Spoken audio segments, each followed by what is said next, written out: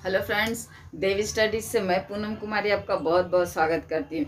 आज हम लोग दोस्तों भारतीय राष्ट्रीय कांग्रेस के बारे में पढ़ेंगे और भारतीय राष्ट्रीय कांग्रेस से संबंधित दोस्तों यह दूसरी क्लास है। इसकी पहली क्लास जो है अपलोड की जा चुकी है। तो जिन दोस्तों ने इसकी पहली क्लास नहीं देखी है तो वो प्लेलिस्ट में जाकर के इसकी पहली क्लास जरूर देखें, ताकि आप जो है कांग्रेस को बेहतर तरीके से समझ पाओ और इससे रिलेटेड जो भी प्रश्न एग्जाम्स में बनते हैं उसको आप कवर कर पाओ, को स्कोर कर पाओ अच्छा बना करके। यानी अच्छी तरह से आंसर टिक करोगे, सही टिक करोगे तभी तो आप अच्छा स्कोर करोगे। तो उसके लिए क्या जरूरी है दोस्तों, एक समझ बनाना, और एक समझ बनाने के लिए आपको स्टार्टिंग से सारा कुछ जानना पड़ेगा। तो मैं रिक्वेस्ट करूंगी फिर से कि आप लोग इसका पहला पार्ट जरूर देखें, जो कि प्लेलिस्ट में आपको मिल जाएगा। तो भारतीय राष्ट्रीय कांग्रेस की चूंकि यह दूसरी क्लास है दोस्तों, तो दूसरी क्लास को आगे बढ़ाने से पहले हम लोग ये देखते हैं दोस्तों कि इसकी पहली क्लास में हमने क्या पढ़ा था। मीन्स एक बार रिकॉल कर लेते हैं इन शॉर्ट में। तो हमने क्या देखा था दोस्तों इसकी पहली क्लास में कि किस प्रकार से जो है भारतीय राष्ट्रीय कांग्रेस की स्थापना का मार्ग प्रशस्त होता है। उसमें सबसे बड़ी भूमिका की अगर हम लोग बात करें दोस्तों तो 1857 का जो वह विद्रोह था, वह विद्रोह इसकी यानी इसकी स्थापना में महत्वपूर्ण भूमिका निभाता है। किस प्रकार 1857 की क्रांति इसके स्थापना में महत्वपूर्ण भूमिका निभाता है दोस्तों, उसको भी हम लोग जान लेते हैं। तो वहाँ हमने क्या देखा था कि जो 1857 की जो क्रांति थी दोस्तों, वह कहीं ना कहीं अंग्रेजों के लिए भी सीख लाती है और कहीं ना कहीं भारतीयों को भी अपने अंदर झांकने पर मजबूर करती है। भारतीयों को इस प्रकार से भारतीयों के लिए सीख थी दोस्तों कि भारतीयों ने कहीं ना कहीं उस आंदोलन की असफलता के बाद यह महसूस किया कि अगर मीन्स हम लोग जानते हैं कि जो 1857 की क्रांति असफल हो गई। क्यों असफल हुई? क्योंकि वह पूरे भारत पर कब्जा नहीं कर पाई, पूरे भारत वर्ष में वह आंदोलन नहीं फैला। मीन्स पूरे भारत ने उसका सहयोग नहीं किया। प्लस एकता का भी अभाव था, अलग अलग क्षेत्रों में यह अलग अलग स्वार्थ अपने अपने कारणों के लिए यह लड़ा गया। यानी एकजुटता का अभाव था, एकता का अभाव था। तो ये सब कमियों के कारण वो 1857 का विद्रोह जो है आपका असफल रहा, अंग्रेजों के द्वारा दबा दिया गया। तो भारतीयों ने कहीं ना कहीं यह महसूस किया दोस्तों कि यह इस असफलता के पीछे भारतीय यानी अपने आप में उन्हें झांकने पर वो लोग मजबूर हो गए। उन्हें ऐसा लगा कि शायद हम लोग साथ देते तो शायद यह मतलब भारत को आज़ादी उसी टाइम में मिल जाता, यानी 1857 की क्रांति में। तो वो लोग चूँकि फील कर रहे थे कि उन्होंने गलती की है, उनकी कमी रही है कि उन्होंने उस आंदोलन को सपोर्ट नहीं किया प्रॉपर जैसे करना चाहिए। तो उनके माइंड में एक बात आई कहीं ना कहीं कि कुछ ऐसा मंच होना चाहिए, कुछ ऐसा संगठन होना चाहिए जिसके थ्रू जो क्या हो हम लोग अपनी बात जो है सरकार तक पहुंचा पाए। और यानी कि अगर कोई एक एक व्यक्ति जाता है सरकार के पास तो उसका वैल्यू तो इतना होगा नहीं। तो उन्होंने ये दिमाग लगाया कि एक संगठन होना चाहिए जिसके थ्रू हम लोग अपनी बातें सरकार तक पहुंचा सकें। ये तो हो गया दोस्तों भारतीयों का व्यू।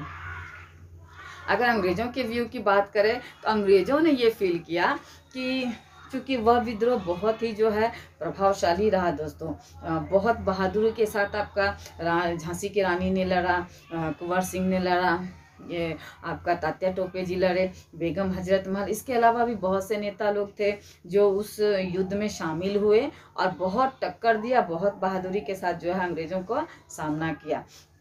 तो वहाँ अंग्रेजों के मन में एक डर सा पैदा हो गया कि इस तरह का विद्रोह अगर आगे फिर कभी हुआ तो शायद हम लोग दबा नहीं पाए। हालांकि उस विद्रोह को तो उन्होंने दबा दिया, लेकिन उनके मन में उस विद्रोह ने एक डर कायम कर दिया कि कभी अगर इस तरह का विद्रोह फिर हो तो शायद मुश्किल है भारतीयों को कंट्रोल कर पाना।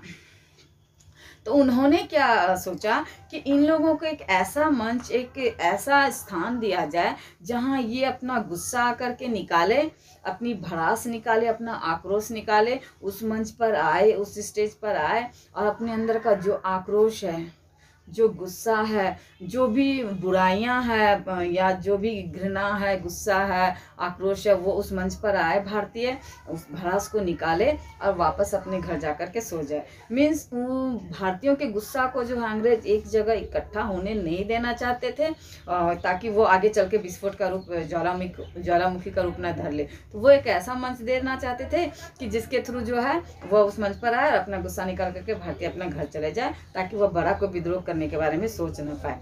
तो बस अंग्रेजों के फायदे और भारतीयों के फायदे, इन दोनों के फायदे के लिए एक संगठन की स्थापना की गई जो कि भारतीय राष्ट्रीय कांग्रेस INC के नाम से जानी जाती है। एक अंग्रेज आपके स्कॉटलैंड निवासी थे A.O. ह्यूम, ये रिटायर्ड अफसर थे दोस्तों, सिविल सर्विसेज में थे ये रिटायर्ड अफसर थे।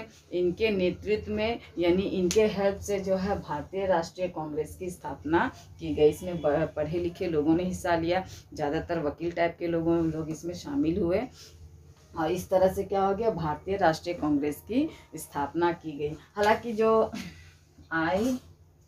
INU यानी भारतीय राष्ट्रीय संघ, इसकी स्थापना आपका 1974 में, ये सब पढ़ा चुकी है दोस्तों मैं पिछली क्लास में, फिर भी मैं इन शॉर्ट में बता रही हूँ। तो ये भारतीय राष्ट्रीय संघ की स्थापना 1974 में सुरेंद्र नाथ बनर्जी के द्वारा जो है की गई। और इसी यानी जिसकी स्थापना 1974 में सुरेंद्र नाथ बनर्जी की अध्यक्षता में की गई दोस्तों, आपका भारतीय राष्ट्रीय संघ की, उसी का नामकरण दादा भाई नौरोजी के द्वारा जो है 1885 में भारतीय राष्ट्रीय कांग्रेस के रूप में किया गया। तो सब हम लोग पढ़ चुके हैं। तो आइए हम लोग इसकी पहली बैठक से लेकर के आज यानी कि 1885 में जो इसकी स्थापना की गई, उसके बाद से लेकर के हम लोग 1916 तक के अधिवेशनों के बारे में जानेंगे। इसका सबसे पहली बैठक जो है दोस्तों 28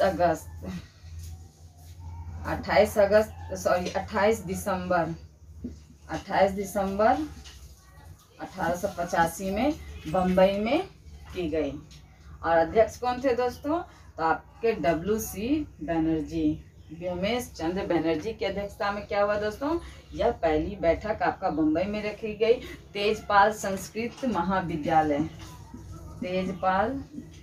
संस्कृत महाविद्यालय के ऑडिटोरियम में क्या हुआ दोस्तों, ऑडिटोरियम कहिए, हॉल कहिए, कमरा कहिए, उसमें यह बैठक रखी गई और मात्र 72 लोगों ने दोस्तों इसमें हिस्सा लिया।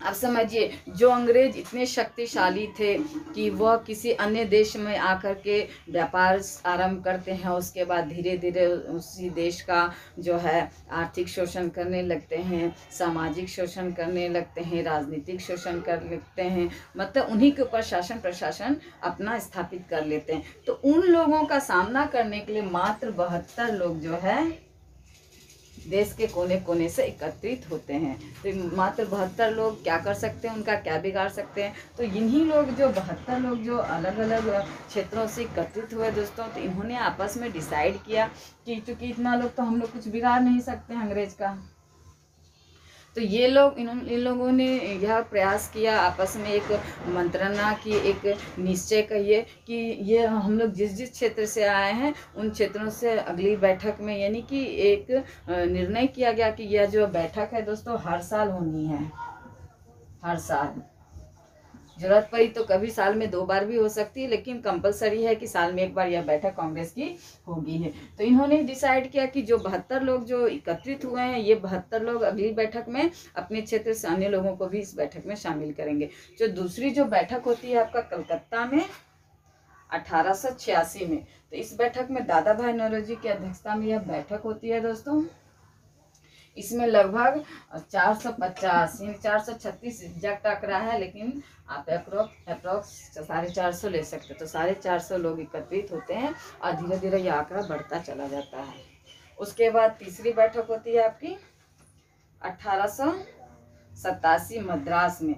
इसमें सैयद बदरुद्दीन तैयब जी जो है अध्यक्ष बनते हैं आपके, और यह बैठक आपका कब होती है 1887 में।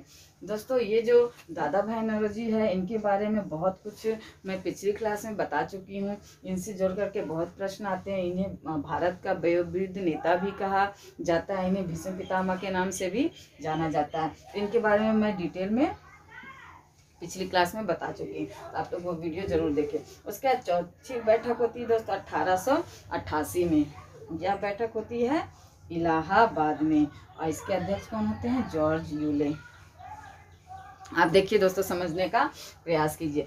पहली बैठक आपका बम्बई में हुई, अध्यक्ष कौन है? बनर्जी, कलकत्ता साइड के, कौन है? हिंदू। दूसरी बैठक का क्या, दूसरी बैठक में कौन है दोस्तों? दादा भाई नेरोजी। तो दादा भाई नेरोजी है इसके दूसरी बैठक के अध्यक्ष। तो ये कौन से है दोस्तों? ये गुजरात साइड के, ये क्या है? पारसी। ठीक। यहाँ तीसरी बैठक तैयब जी, ये कौन है? मुस्लिम। चौथी जॉर्ज यूले, अंग्रेज।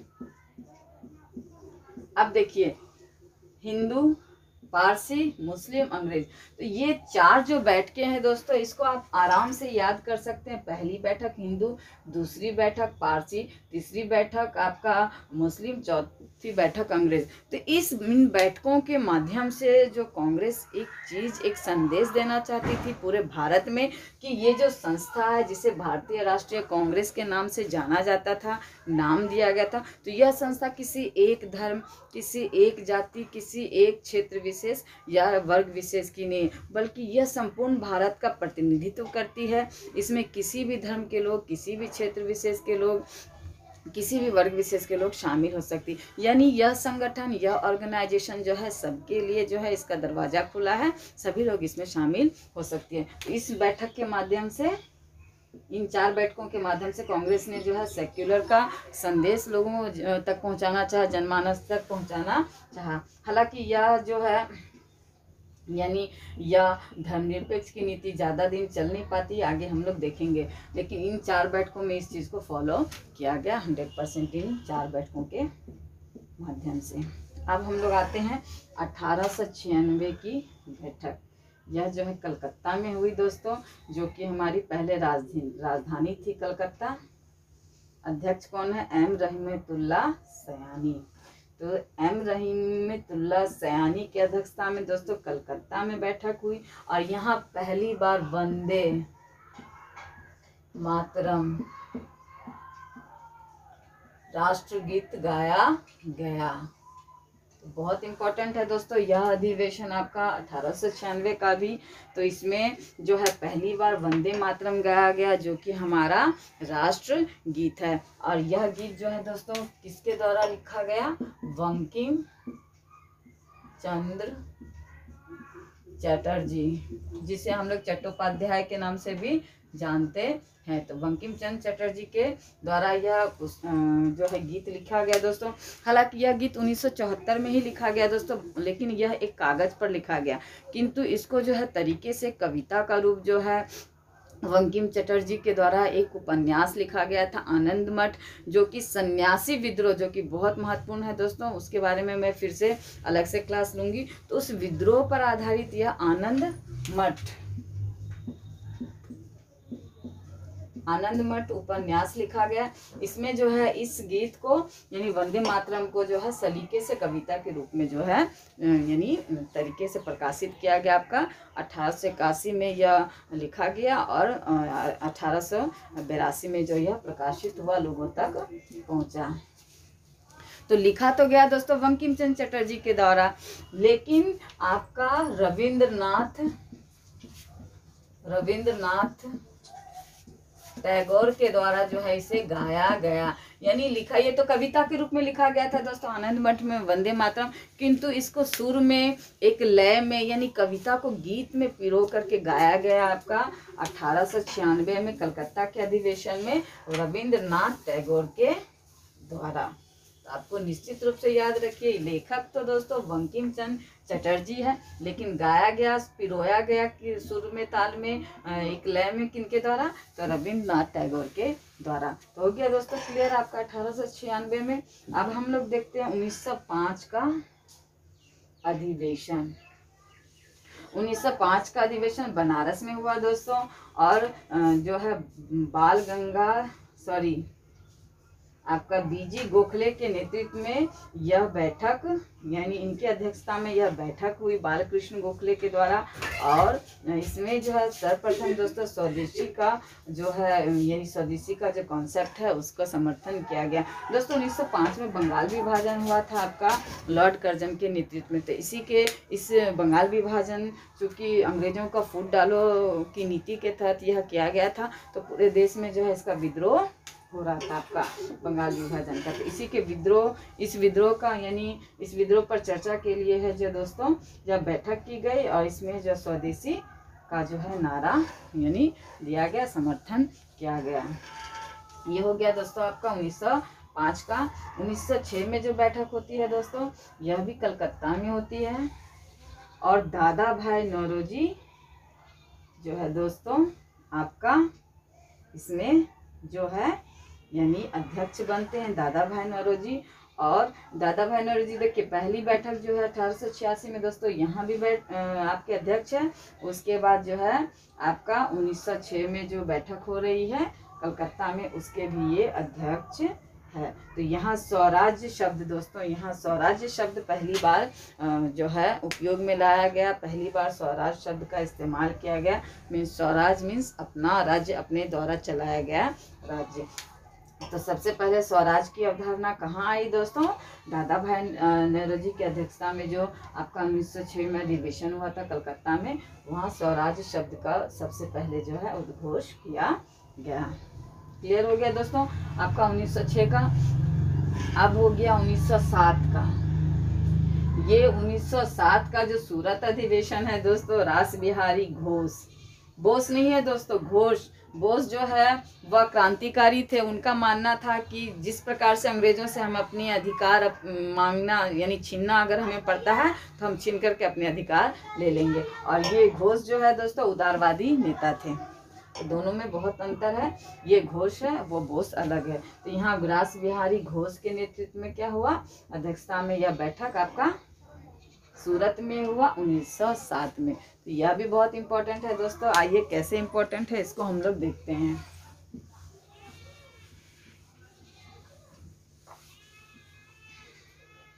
तो 1907 का जो ये बैठक है दोस्तों, यहाँ तक जो है भारत की राजनीति बहुत गर्म हो चुकी थी, माहौल बहुत गर्म था।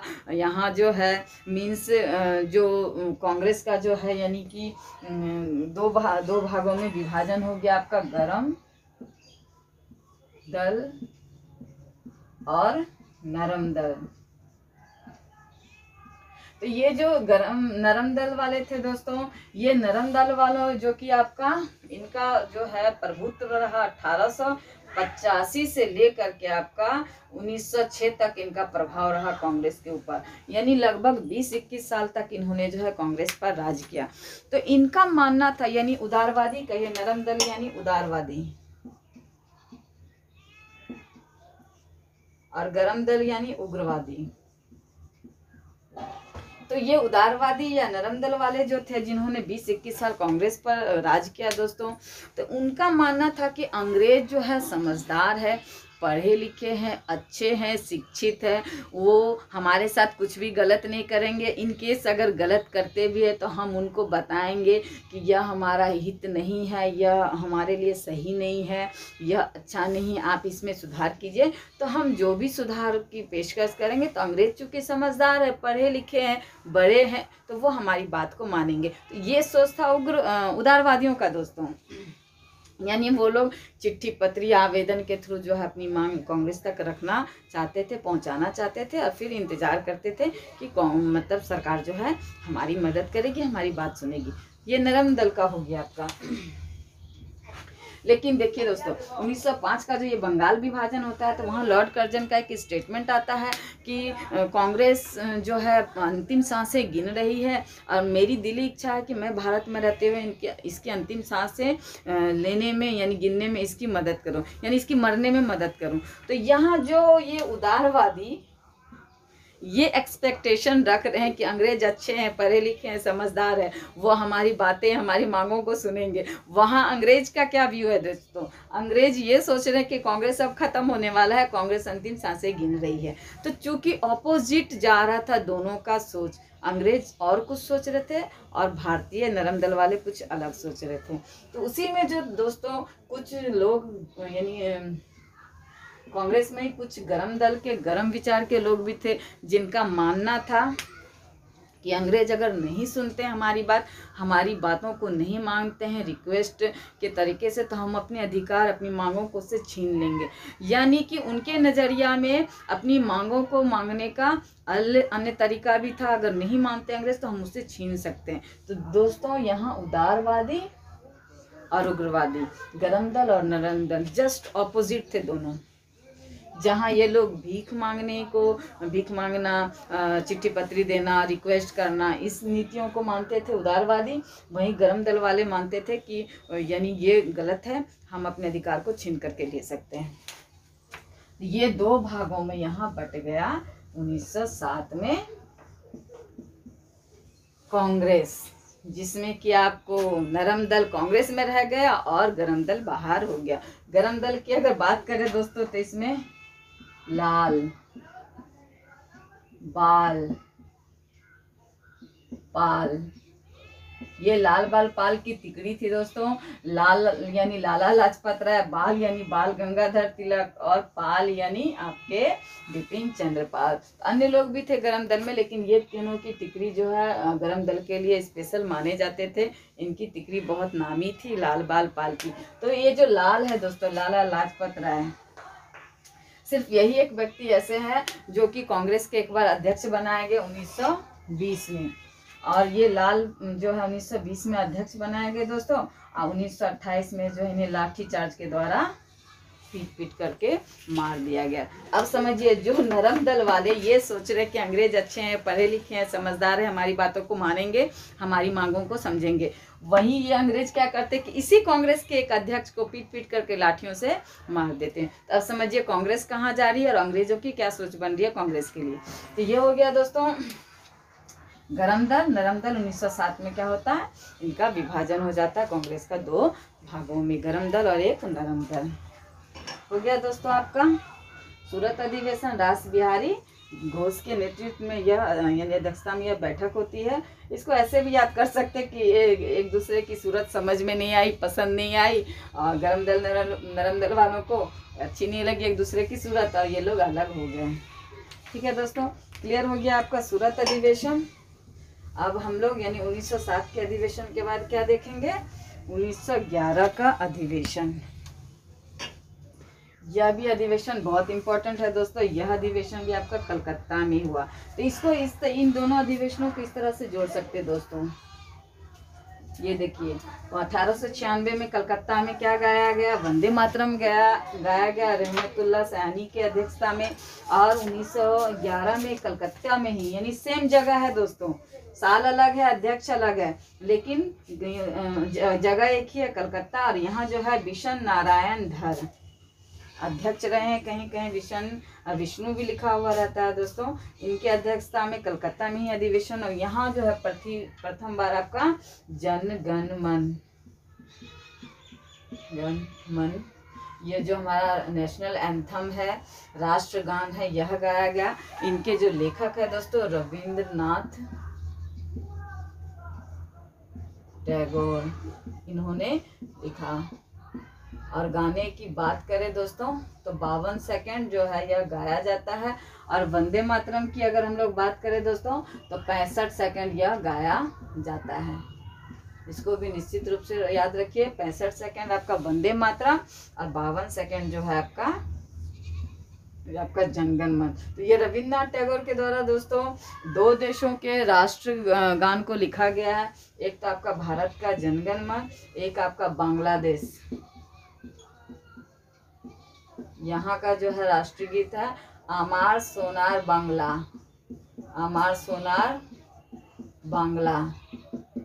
तो यहाँ के राष्ट्रीय गीत को भी, राष्ट्रगान को भी किसके द्वारा लिखा गया दोस्तों, रविंद्रनाथ टैगोर के द्वारा। तो प्रथम बार जो 1911 में जो है दोस्तों कलकत्ता अधिवेशन में विशन नारायण धर की अध्यक्षता में प्रथम बार जन गण माना गाया गया। तो आपको 1996 में वंदे मातरम पहले राष्ट्रगीत गाया गया, 1996 में कलकत्ता में ही गाया गया दोस्तों, और कलकत्ता में ही 1911 में गाया गया आपका राष्ट्र गान हमारा जन गण मन। क्लियर हो गया दोस्तों इतना। अब अगला है 1916, लखनऊ में यह अधिवेशन बुलाया गया दोस्तों AC मजूमदार। यहाँ क्या, अंबिका चरण मजूमदार, AC मजूमदार यानी अंबिका चरण मजूमदार जो है दोस्तों इस यानी इस बैठक के अध्यक्ष थे। और इनके नेतृत्व में दोस्तों यहाँ जो है, जो ये गरम दल नरम दल अलग हुआ था दोस्तों 1907 में, ये जो है दोनों एक हो गया। आपका जो 1907 में अलग हुए थे दोस्तों, ये क्या हो गया 1916 में अलग हो गए। यानी 9 साल बाद क्या हुआ, ये दोनों एक हो गए।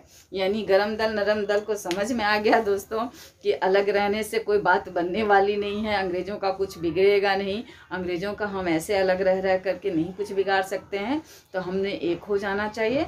बस इस अधिवेशन में आपका 1916 के अधिवेशन में लखनऊ में जो हुआ, अंबिका चरण मजूमदार की अध्यक्षता में यहाँ गरम दल नरम दल एक हो गए। और यहीं पर जो है दोस्तों, चूंकि गरम दल के कौन थे, बाल गंगाधर तिलक, तो उन्होंने एक नारा दिया, स्वराज्य मेरा जन्मसिद्ध अधिकार है।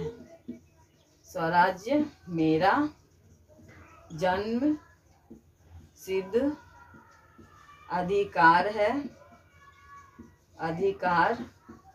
है और मैं इसे लेकर रहूंगा, और मैं इसे लेकर रहूंगा।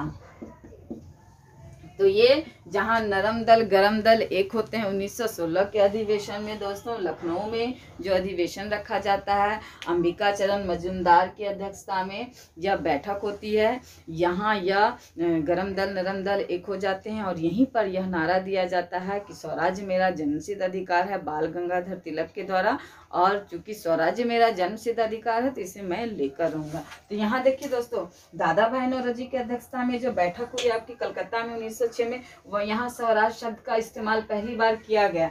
लेकिन स्वराज्य मेरा जन्मसिद्ध अधिकार है, इसका नारा कब दिया गया, आपका 1916 में, जहाँ की गरम दल नरम दल एक हो गए। यहाँ और एक खासियत है दोस्तों इस बैठक की, गरम दल नरम दल तो अलग हुए ही, यहाँ पर जो है मुस्लिम लीग भी जो है दोस्तों, जो कि आपका 1906 में अलग हो गई थी। तो मुस्लिम लीग भी क्या हुआ दोस्तों, गरम दल नरम दल के साथ क्या हुआ,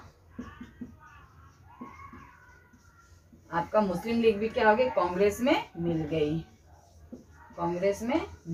तो इस बैठक में क्या हुआ दोस्तों, मुस्लिम लीग और गरम दल नरम दल तीनों जो है आपको एक हो गए 1916 के बैठक में, जो कि लखनऊ में हुई थी, अंबिका चरण मजूमदार की अध्यक्षता में हुई थी। तो दोस्तों क्लियर हो गया सारा अधिवेशन आपको। आइए हम लोग एक बार फिर से रिकॉल कर लेते हैं दोस्तों। ये जो 4 बैठक है 1885, 1886, 1887, 1888, इसको आप लाइन से याद कर लीजिए। पहली बैठक आपका बम्बई में, अध्यक्ष हिंदू बनर्जी जी। दूसरी बैठक 1896 में कलकत्ता में हुई, दादा भाई नौरोजी एक पारसी अध्यक्ष बने। तीसरे में एक मुसलमान बने, 1887 में मद्रास में हुई, सैयद बदरुद्दीन तैयब जी। चौथी बैठक है 1888 में है इलाहाबाद में, जॉर्ज यूले यानी एक अंग्रेज आपके अध्यक्ष बने। तो ये 4 बैठक तो आप हिंदू, पारसी, मुस्लिम और अंग्रेज के तरह आप आसानी से याद रख सकते हैं। इन दोनों बैठकों को आप याद रखिए। 1896 में कलकत्ता में बैठक हुई, रहमतुल्लाह सयानी की अध्यक्षता में, यहाँ वंदे मातरम गाया गया। और 1911 में ही कलकत्ता में ही अधिवेशन हुआ बिशन नारायण की अध्यक्षता में, और यहाँ जो है जनगण मन पहली बार गाया गया। उसके बाद आप यहाँ इसको इस तरह से याद रखते हैं, आपका 1905 में बंगाल विभाजन हुआ, हम लोग जानते हैं। तो यह बनारस में यह बैठक हुई, बीजी गोखले की अध्यक्षता में। स्वदेशी शब्द का यहाँ जो है समर्थन किया गया इस आंदोलन का। 1906 में कलकत्ता में दादा भाई नौरोजी की अध्यक्षता में जो बैठक हुई, स्वराज शब्द का वहाँ जो है समर्थन किया गया। 1907 में जो है आपका गरम दल नरम दल में 2 भागों में कांग्रेस विभाग हो गई। बिहारी घोष की अध्यक्षता में यह बैठक हुई। और आपका 1916 में लखनऊ में AC मजूमदार के अध्यक्षता में जो है यह बैठक हुई। और यहाँ पर जो है गरम दल, नरम दल और मुस्लिम लीग जो है एक हो गई। और यहाँ जो है स्वराज्य मेरा जन्मसिद्ध अधिकार है और मैं इसे लेकर के रहूँगा, बाल गंगाधर तिलक जी के द्वारा यह नारा दिया गया, जो कि आपको बहुत बार प्रश्न पूछे गए हैं बहुत से एग्जाम में, तो इसको बिल्कुल रट डालिए आप लोग।